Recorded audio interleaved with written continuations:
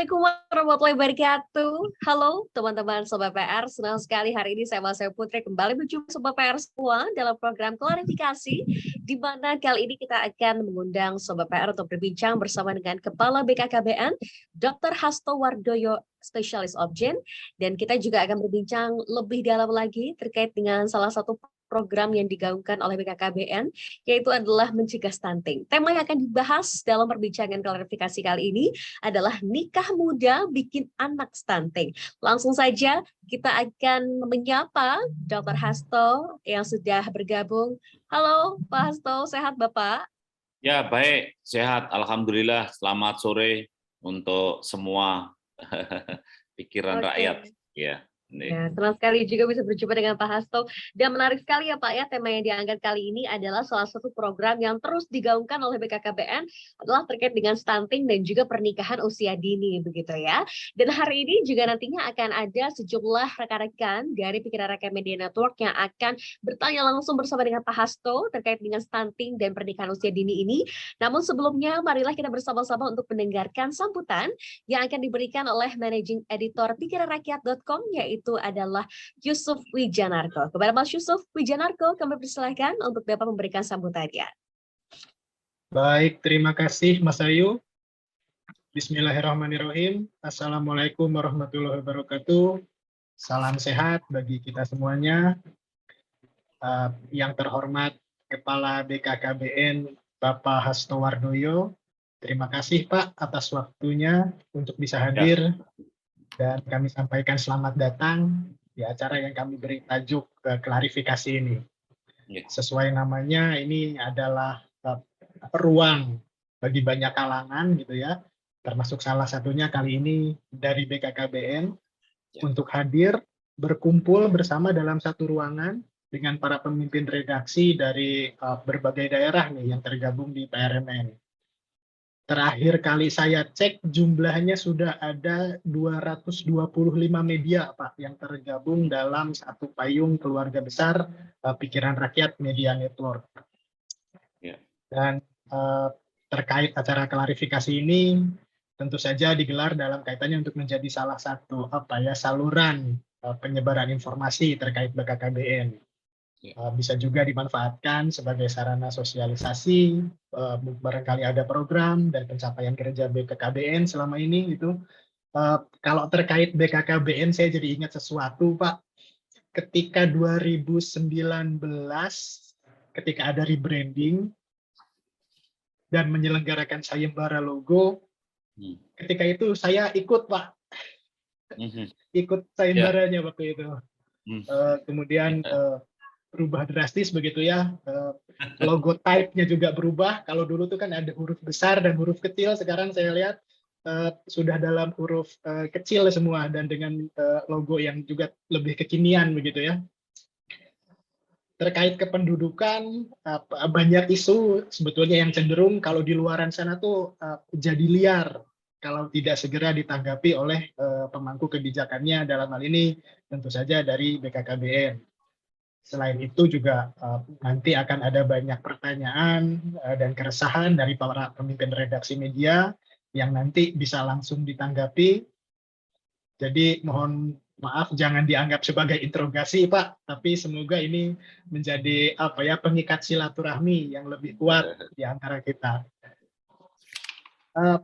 Kalau kami perhatikan dari sekira ada 3.000 orang yang sekarang menjadi penulis di Pikiran Rakyat Media Network ini, sebagian besarnya adalah anak-anak muda yang sebelumnya memang rata-rata mereka nih belum punya pekerjaan tetap. Jadi bisa dibilang kami banyak terbantu nih Pak dengan bonus demografi yang dipunyai oleh Indonesia nih. Alhamdulillah banyak dari mereka yang sekarang sudah berpenghasilan, bahkan ada yang sampai puluhan juta rupiah per bulannya. Lalu pada 2021 juga kami memecahkan rekor muri sebagai media daring berjaringan pertama yang mengusung konsep ekonomi kolaboratif. Semoga semangat kami ini bisa sejalan dengan program-program kerja yang sedang BKKBN gulirkan seperti itu. Tujuan akhirnya tentu saja untuk merumuskan solusi sebagai bentuk kolaborasi Pak ya, pentahelix antara media massa dengan pemerintah. Kalau soal audiens, saat ini kami bisa mengklaim bahwa PRMN adalah media online terbanyak yang dibaca di Indonesia. Pembacanya dari usia belasan sampai yang senior dan di atas 50 tahun. Jadi berbagai kabar mengenai kependudukan, keluarga, populasi, demografi, dan masalah kemanusiaan lainnya akan sampai kepada pembaca yang tinggal di berbagai daerah hingga ke pelosok dengan pendekatan yang lebih lokal dan lebih intim begitu. Satu hal lagi, sebagai jaringan media kami juga berpihak kepada masyarakat kecil, kami menyuarakan keresahan masyarakat kecil, termasuk juga memberi ruang advokasi dalam hal ekonomi, hukum, dan kesehatan. Itu saja kiranya yang bisa saya sampaikan. Saya ucapkan sekali lagi selamat datang dan mari kita bersenang-senang bersama. Terima kasih. Terima kasih untuk Mas Yusuf Wijanarko, Managing Editor dari pikiranrakyat.com. Dan Pak Hasto, langsung saja pada hari ini kita akan mengundang sejumlah rekan-rekan dari berbagai daerah di Indonesia. Ini benar-benar dari Sabang sampai Merauke nih. Hari ini akan bertanya langsung kepada Pak Hasto terkait dengan nikah muda bikin anak stunting. Karena bicara mengenai stunting, ini menjadi PR besar untuk sejumlah daerah di Indonesia. Bahkan mungkin bisa kita katakan hampir setiap daerah punya kepedulian tersendiri mengenai stunting. Dan kekhawatiran juga hadir adalah karena pernikahan muda juga dikhawatirkan menyebabkan stunting ini terjadi. Apakah karena edukasi mengenai gizi yang belum tersampaikan dengan baik kepada anak-anak muda yang sudah menikah begitu ya dan lain sebagainya. Ini yang menjadi perhatian kita bersama. Maka dari itu kita akan langsung saja memanggilkan yang pertama ada Mas Alfian Hamzah dari Bandung Raya yang akan langsung bertanya dengan Pak Hasto. Kita akan sapa dulu Mas Alfian Hamzah dari Bandung Raya. Halo Mas Alfian. Halo Mbak. Ya, Mas Alfian silakan dengan pertanyaan yang akan Anda sampaikan langsung, silakan kepada Pak Hasto. Ya. Terima kasih Mbak atas waktunya. Jadi begini Pak, ada yang ingin saya sampaikan. Apa sih perbedaan stunting dan gizi buruk? Karena banyak masyarakat Indonesia yang belum mengerti perbedaannya. Selama ini konotasi stunting sama seringkali disamakan dengan gizi buruk. Boleh minta jelaskan? Baik, jadi apakah stunting ini sama dengan gizi buruk begitu ya? Silakan Pak Hasto dengan jawabannya Pak. Ya, memang stunting ini lebih ke fokus pada antara tinggi badan dengan umur, ya, yang memang dikenal dengan stunted, ya. Sedangkan yang antara berat badan dengan umur, kemudian berat badan dengan tinggi badan, ini kan ukuran-ukuran ini bisa yang istilahnya kurus, kemudian juga gizi buruk, itu kan dia lebih pada mengukur kepada tinggi badan terhadap berat badan, kemudian juga di situ berat badan terhadap umur. Tapi ingat yang stunting ini, sekarang ini yang diukur adalah stunted ya. Jadi tinggi badan versus umur ya. Sebetulnya jujur ya, WHO dan juga Kementerian Kesehatan ini kan memberikan kebijakan atau policy untuk mengukur stunting ini masih pada stunted ya, belum pada dampak terhadap perkembangannya. Jadi ketika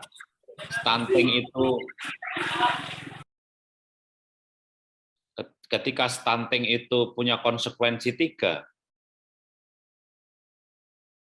pendek, jadi stunting pasti pendek, tapi pendek belum tentu stunting, pendek, kemudian kemampuan intelektualnya kurang atau perkembangannya terganggu, tidak optimal, kemudian prospeknya di hari tua, mungkin umur-umur 40 ke atas, 45 begitu, sudah bisa mulai muncul sakit-sakit.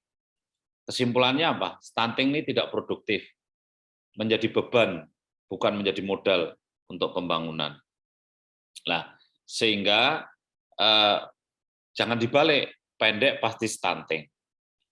Nah, karena banyak orang pendek tapi tidak mempunyai ciri kemampuan intelektualnya rendah, sakit-sakitan, tidak punya ciri seperti itu. Oleh karena itu WHO kemudian membuat batasan yang sifatnya tolerable. Jadi masih bisa ditoleransi apabila stuntingnya itu tidak lebih dari 20%.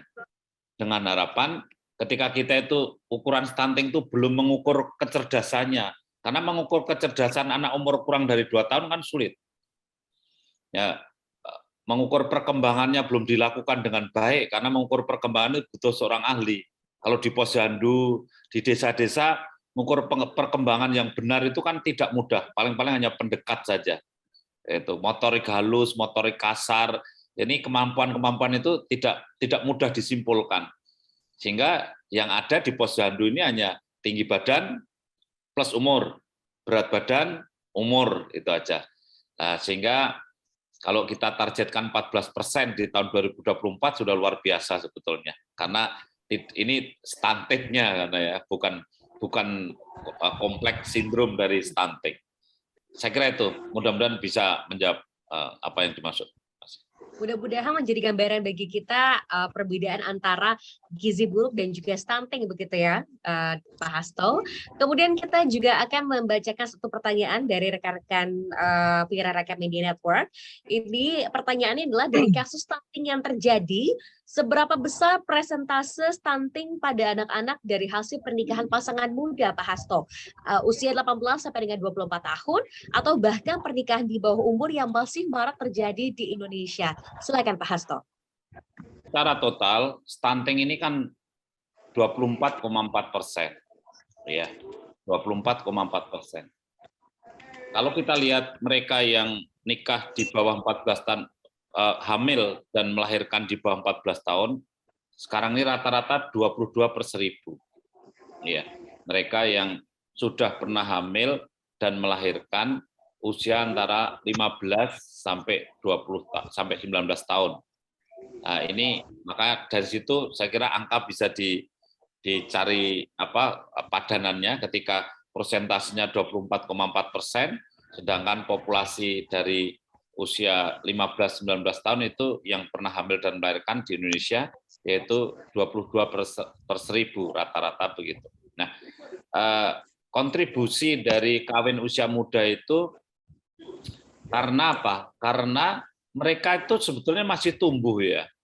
Jadi mereka ini masih tumbuh, kemudian harus menumbuhkan orang lain. Dalam hal ini mereka itu ya harusnya tulangnya masih tambah panjang, tulangnya masih tambah padat itu. Tetapi terpaksa kalsiumnya saja diambil oleh bayinya yang ada di dalam rahim untuk membuat tulang bayinya gitu loh. Sehingga akhirnya ibu ini juga jadi terhambat sendiri. Orang yang masih tumbuh harus menumbuhkan orang lain itu. Ya, ini masalahnya gitu. Nah, oleh karena itu itulah yang membuat jadi tidak optimal. Sementara stunting kan gagal tumbuh ya. Ya, gagal tumbuh, tidak optimalnya pertumbuhan yang kemudian dilihat dengan panjang badan dan juga kemampuan intelektualnya. Disitulah stunting itu terjadi karena pada kawin usia muda. Kemudian juga banyak remaja-remaja yang ternyata anemia. Ada 36% remaja-remaja putri kita itu anemia. Kenapa remaja-remaja putri itu anemia? Banyak juga remaja putri itu yang gizi seimbangnya kurang. Karena dia banyak, kadang-kadang ada juga yang sengaja takut gemuk dan seterusnya. Sehingga akhirnya gizi seimbangnya kurang, kemudian dia mau hamil. Nah, ini remaja-remaja yang anemia hamil, akhirnya kehamilannya juga stunting gitu. Bayinya stunting, risiko stunting. Nah, itulah yang juga membuat kematian ibu, kematian bayi masih tinggi karena kondisi anemianya juga cukup tinggi. Ya. Berikutnya juga remaja itu kalau belum cukup umur, maka kemudian tulang panggulnya sendiri belum standar ini. Sehingga ketika proses melahirkan itu sebetulnya sering mengalami masalah. Jadi kalau misalkan kepala itu diameternya bayi itu kan 9,8 cm, 9,9 cm. Kemudian diameter panggul ini kalau usia 20 tahun itu 10 cm lah. Tapi kalau usia masih 16 tahun mau melahirkan kan belum sampai 10 cm. Sedangkan kepala bayi yang mau lewat itu kan hampir 10 cm, 9,9 lah. Sehingga ini terjadi stuck ya, di sini bisa terjadi persalinan macet, robek, perdarahan, bayinya kepalanya terjepit, lahir tidak nangis, asfiksi mondok berhari-hari. Itu semua membuat akhirnya juga bayi itu tidak sehat, sehingga pertumbuhan terganggu. Nah, ini bisa menjadi modal stunting. Rata-rata panjang badan bayi yang lahir ini yang kurang dari 48 cm 22,6%. Ya, ini karena ini termasuk gagal produk sebetulnya. Jadi harusnya kan minimal panjang badannya itu 48 cm. Orang tidak menyiapkan ini dengan baik. Kalau mau nikah itu yang disiapkan tidak bagaimana menyiapkan hamil, bagaimana HB saya cukup tidak, lingkar lengan saya ada 23 cm atau tidak, kalau kurang 23 cm saya harus makan apa, supaya nanti kalau hamil anak saya tidak stunting, supaya anak saya juga cerdas, sehat. Orang tidak mikirkan itu. Padahal itu murah sekali, tapi orang yang dipikirkan kalau mau hamil, kalau nikah apa? Tendanya sudah ada belum, kursinya sudah ada, preweddingnya, kemudian menunya, milih mana fotonya, prewedding di sana, di sini itu fotonya bagaimana, bajunya, yang dipikir itu, iya. Orang-orang yang berpengetahuan dan hidup di negara-negara maju, secara otomatis karena dia punya pengetahuan, dia mikir, oh saya mau hamil itu, dia tahu tentang high risk pregnancy, kehamilan risiko tinggi, dia ngerti tentang apa saja yang harus diperhatikan. Mungkin dia juga kalau toh nggak ngerti kesadaran untuk literasinya kan tinggi, baca di mana aja. Kalau kita kan mau nikah nggak ada ya, mau nikah terus cari buku nikah di desa-desa ya jarang. Cari buku untuk persiapan nikah, baca itu ya tadi cari buku menu. Betul. Pikirannya pre-weddingnya ya Pak ya, bukan malah tes pranikah, Iya, kesehatan harusnya gitu ya. prekonsepsi dong, harusnya prekonsepsi ya. Betul. Ini saya kira Mbak Ayu pengalaman juga ya, jadi Apalagi dokter kan memang spesialis obgyn, jadi tahu banget nih gitu kan, terutama mungkin perempuan-perempuan jangan sampai pada saat kehamilan ternyata ada pengentalan darah ya dan lain sebagainya begitu ya.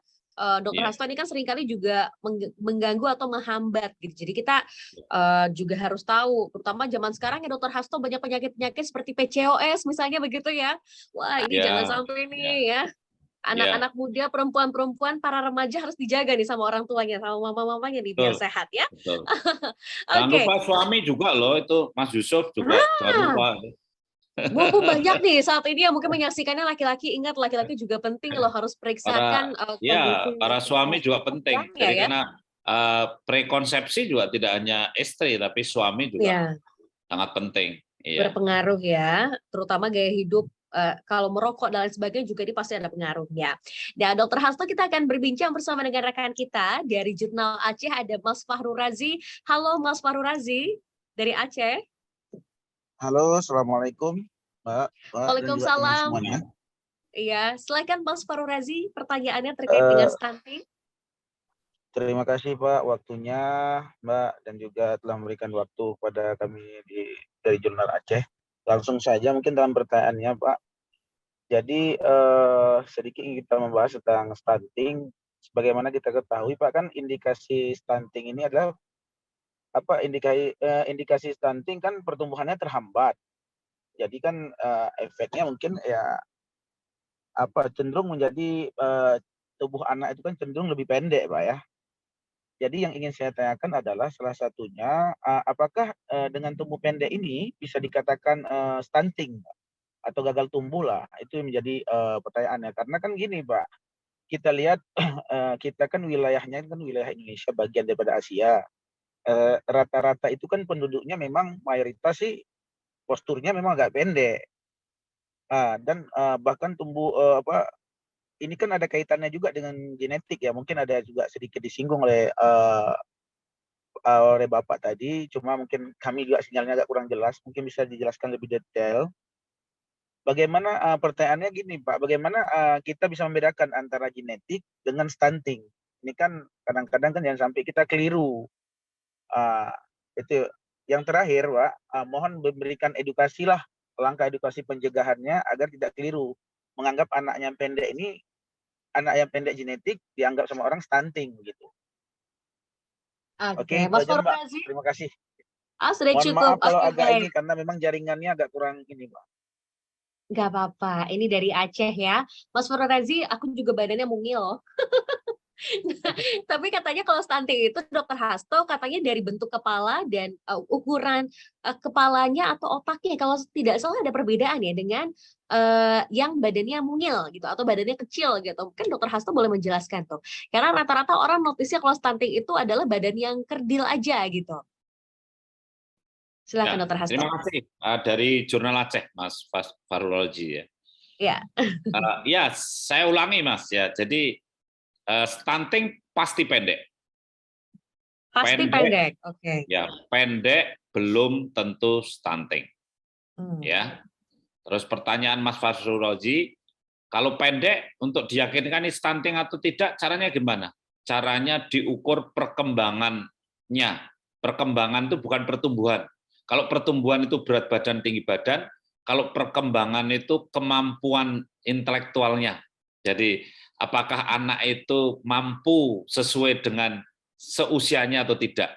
Contoh, mampu mengenal warna, mampu berhitung, mampu merespon lingkungannya dengan baik, kemudian ada motorik halus, ada motorik kasar itu.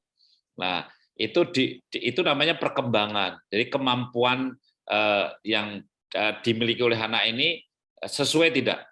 Kalau anaknya pendek tapi kemampuannya sesuai, bukan yang dimaksud dengan itu stunting. Nah, ini clear ya, jelas ya. Jadi di buku KIA nanti kalau sekali-sekali ke Posyandu itu terus lihat ada buku KIA itu ya. Ada buku KIA itu, di dalam buku KIA itu ada di situ pertanyaan-pertanyaan yang bisa dijawab oleh orang tuanya untuk menunjukkan anaknya itu mengalami gagal perkembangan enggak. Hanya orang tua itu sering tidak perhatian ya, melihat dengan itu. Jadi tidak care terhadap buku yang sudah dicetak bagus-bagus, mahal, dibagikan ke Posyandu itu hampir praktis jarang dibaca oleh orang tuanya, kecuali pasanya diisi di Posyandu. Padahal kita sudah mencetak itu. Karena apa? Kita nggak punya budaya literasi. Tidak ada rasa ingin tahu terhadap buku itu kecil sekali kita ini. Nah, bisa kita itu hobinya ngomong, tidak hobi bicara. Gitu. Jadi kalau suruh ngomong panjang lebar, kalau suruh baca itu sulitnya setengah mati. Tapi kalau teman-teman media pasti budaya membacanya beda lah. Gitu. Nah inilah yang penting untuk kemudian kita tahu ini pendek ini stunting atau tidak. Gitu. Nah, saya kira kuncinya di situ. Kemudian tadi sudah saya sampaikan di depan bahwa WHO memberi toleransi kepada termasuk Indonesia ini 20%. Kalau kurang dari 20% sudah bagus. Jadi tidak 0%. Tidak 0%. Makanya kita ini kalau misalkan orang kita itu ya pendek-pendek ya tapi boleh tapi asalkan tadi kemampuan inteleknya tetap baik dan tidak lebih 20%. Kalau lebih dari 20% hampir pasti di antara mereka itu juga stunting tadi, gitu. Nah, kemudian yang terakhir, jangan yang genetik bukan stunting.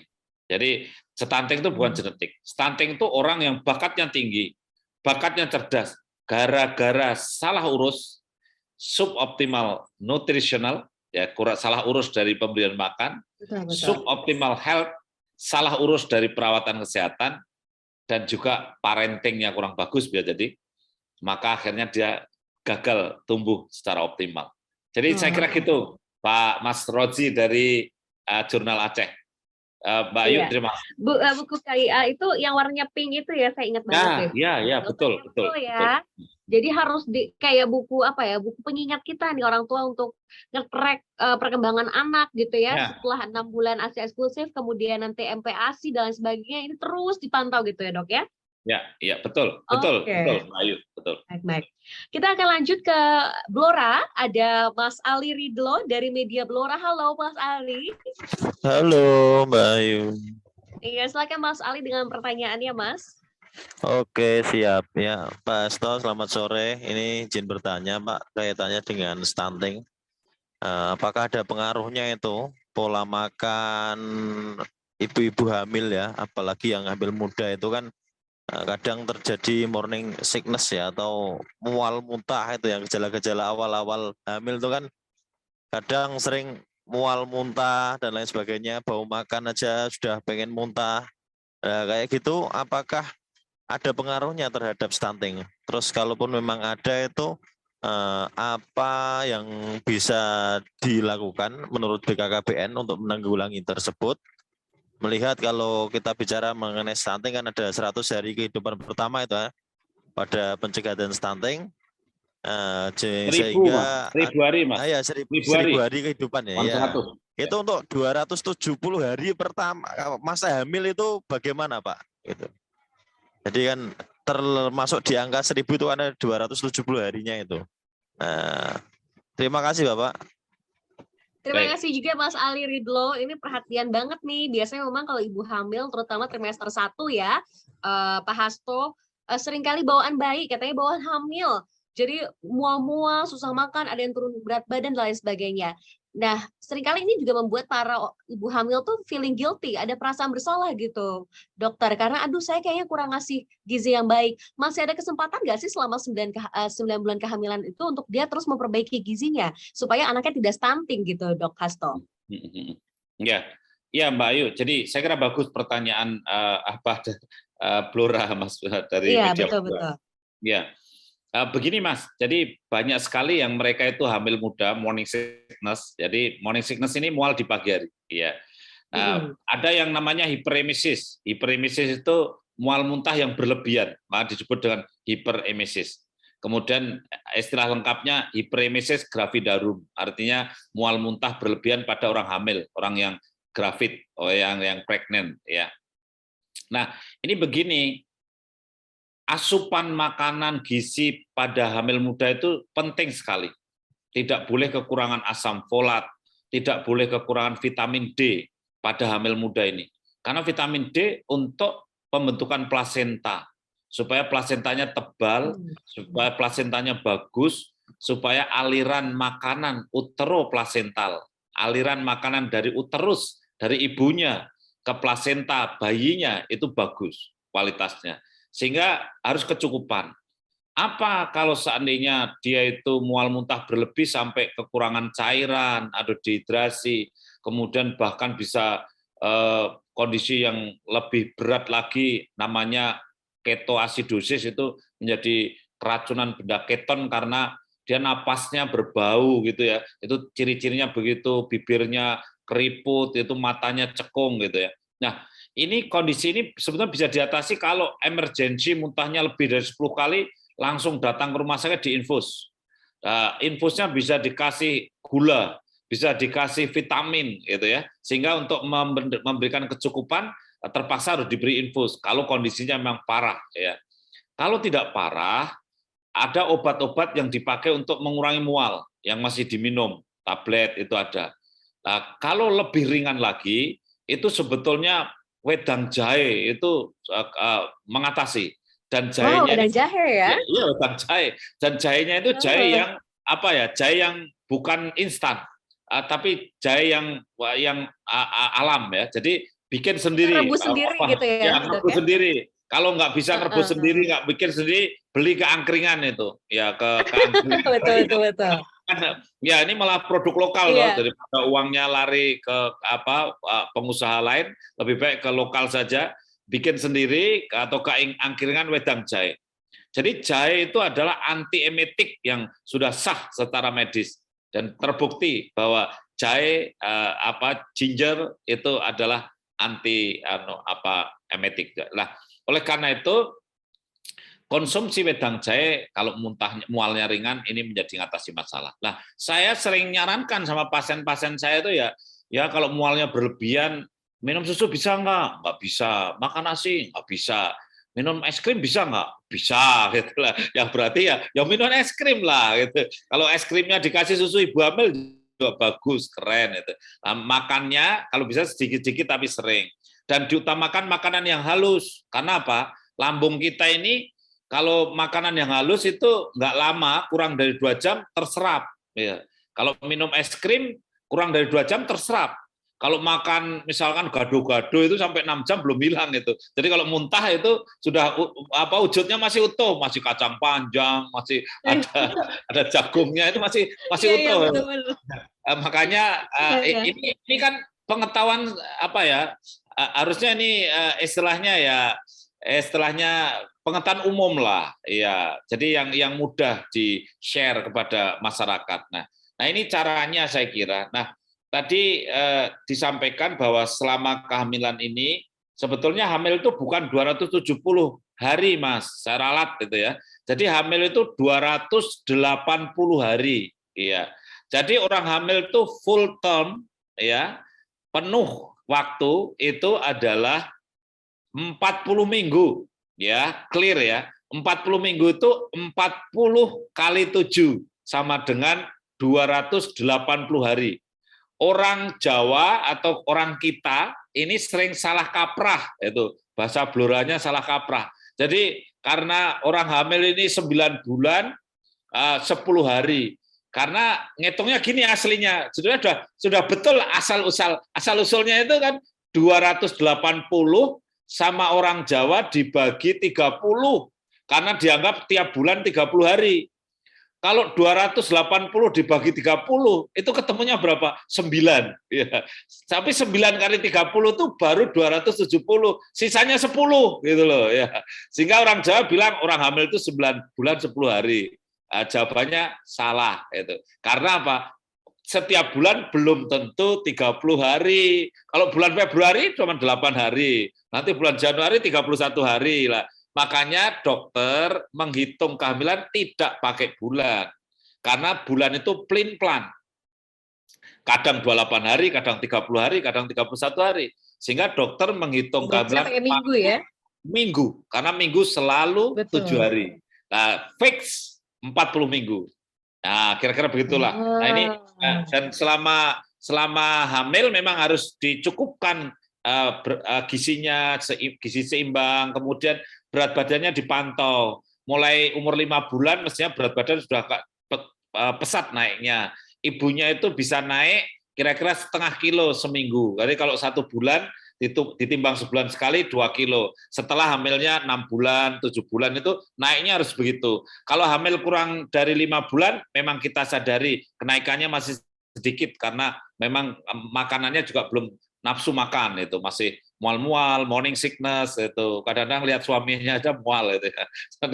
Ada ibu hamil yang kena keringatnya suaminya. Nggak mau deket-deket suaminya ya. Soalnya anaknya mirip banget suaminya. Itu bahaya.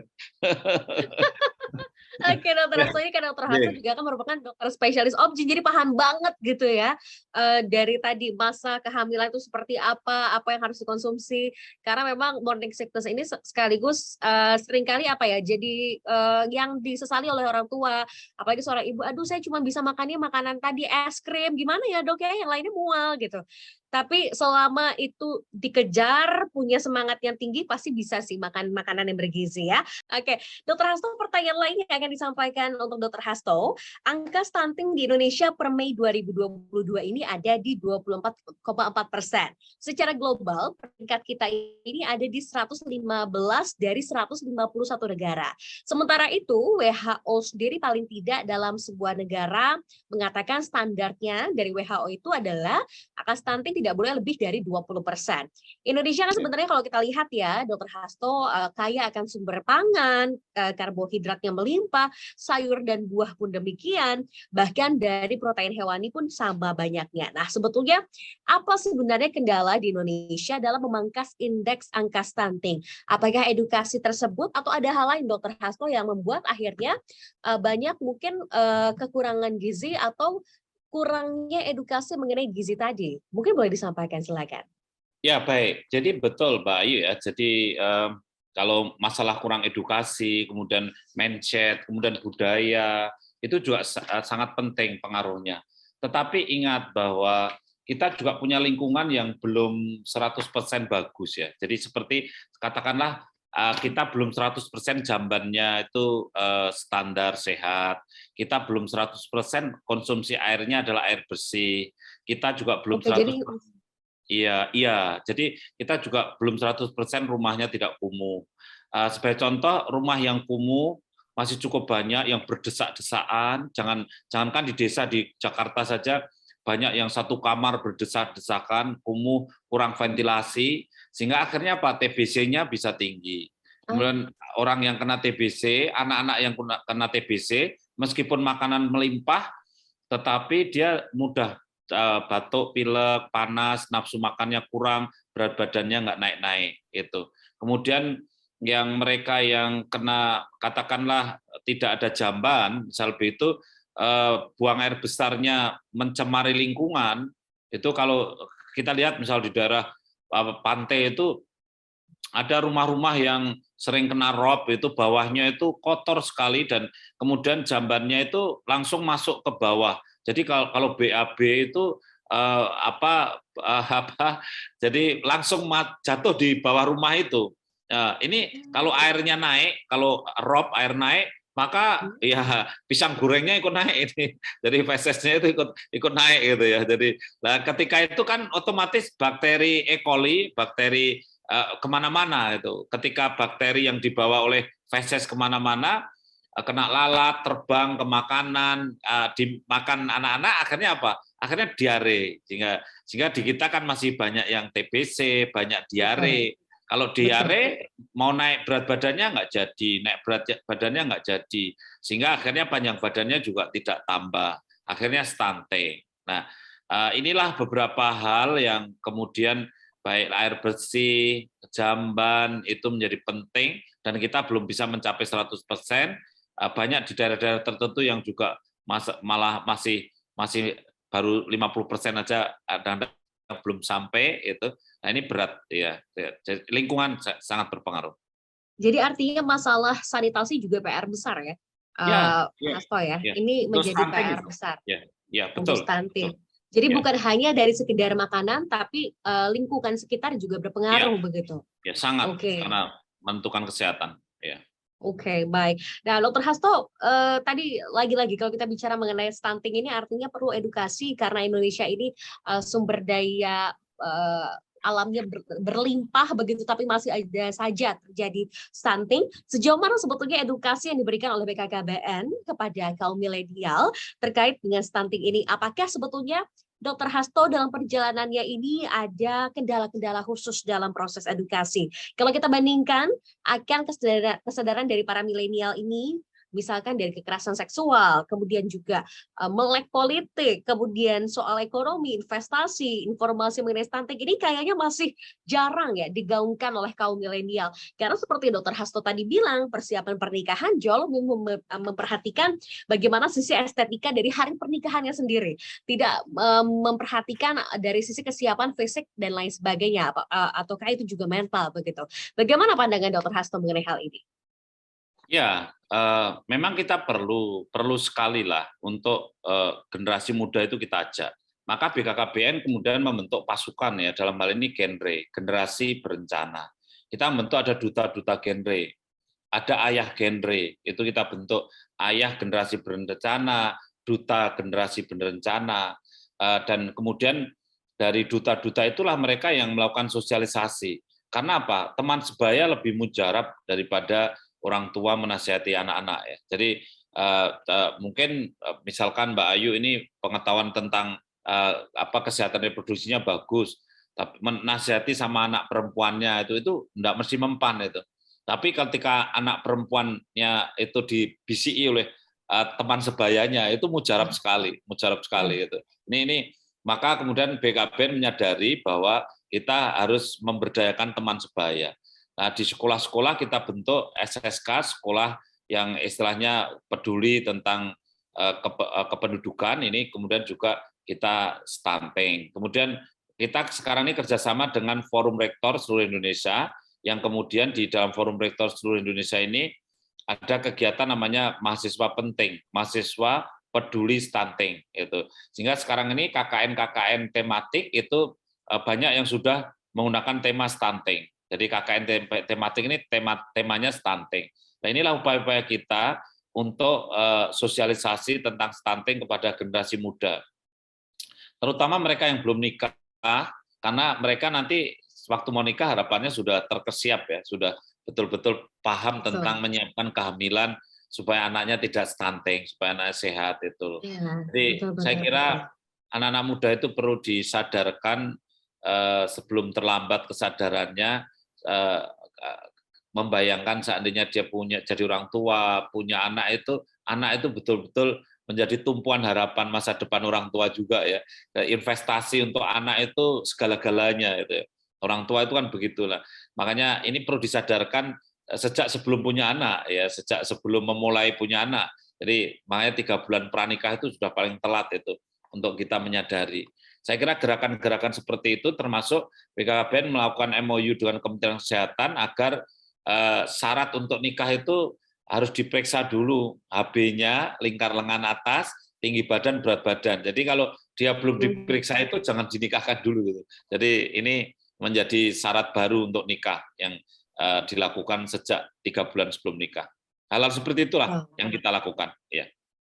Ini bagus sekali ya, artinya membuka mata kita bahwa ternyata edukasi itu tidak boleh berhenti, terutama mengenai stunting ini dan pernikahan usia dini, walaupun masih banyak beberapa daerah di Indonesia yang kita temui banyak sekali yang pernikahannya benar-benar ini masih dini sekali di umur 15 tahun, di umur 14 tahun kita berharap semakin terbuka kan, dan mungkin tadi juga bicara mengenai persiapan pernikahan, sebelum punya anak ini harus sudah mulai rajin minum asam folat, misalnya begitu ya dokter, jangan pada saat udah hamil, oh saya harus minum asam folat ya, harusnya sih sebelumnya sedia minum, seperti itu ya dok ya.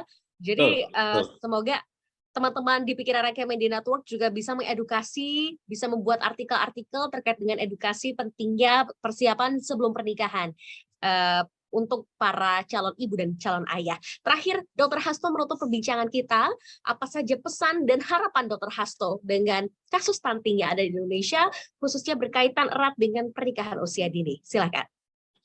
Iya, jadi tadi ada yang tanya tentang 1000 hari kehidupan pertama ya. Jadi marilah kita persiapkan betul untuk generasi kita melalui kehamilan, persiapan kehamilan, sampai dengan kehamilan, dan kemudian juga setelah lahir sebelum usia 2 tahun. Karena 1000 hari kehidupan pertama itu maknanya adalah sebelum usia 2 tahun. Nah, selama 1000 hari kehidupan pertama adalah template dari manusia diciptakan ya. Artinya mulai dari tadi kemampuan dasarnya itu tercipta di 1000 hari kehidupan pertama, termasuk kemampuan intelektualnya. Nah, oleh karena itu marilah kita berinvestasi untuk masa depan keluarga kita sendiri, anak kita sendiri, melalui penyiapan keluarga dan penyiapan kehidupan baru, dalam hal ini kehamilan dan bayi yang akan dilahirkan. Itu saja dari saya. Saya terima kasih sekali Mbak Ayu dan juga teman-teman dari berbagai daerah tadi ya, mulai dari Aceh sampai di Blora itu teman-teman dari Pikiran Rakyat yang sungguh luar biasa. Kami terima kasih Mas Yusuf dan juga semua awak media dari Pikiran Rakyat.